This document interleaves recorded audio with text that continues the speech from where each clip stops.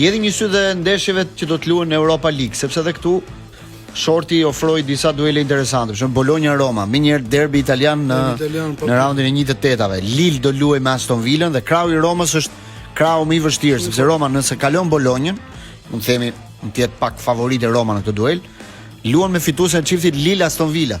Kështu që Aston Villa është më dy skuadrat që janë nga më favoritët në këtë vit të Europa Ligës mund të ndeshen që në çerek finale me njëra tjetrën. Pastaj është Panathinaikos Real Betis, Stuttgarti me Porton, duel shumë i fortë ky. Celta Vigo me Lyonin, Ferencvarosh Braga, Gent, Freiburg dhe Nottingham Forest Midland. Edhe këtu Aston Villa është skuadra favorite për ta fituar gjithë trofeun e këtij viti, por një duel me Romën në çerek finale do ishte shumë e bukur, një aq më tepër që Roma Gasperini këtë vit ka një lloj ngritje edhe në rezultate por edhe në lojë. Edhe këtë javë do luajë edhe me Juventusin. Juventusi po vjen i dëmtuar, i lodhur, kështu që është bërë atje polemik për të ndeshje.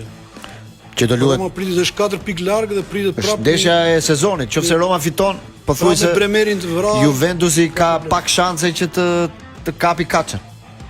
Që është vetëm objektiv që ka ngelur. Tani ai është objektivi që ka ngelur. Tjetër, si e shikon? Dëgjoja një koment Blendi Kundau atë Turanën, e ke parasysh? Dhe i thoshte mos më ikta se do shnoj gol ta.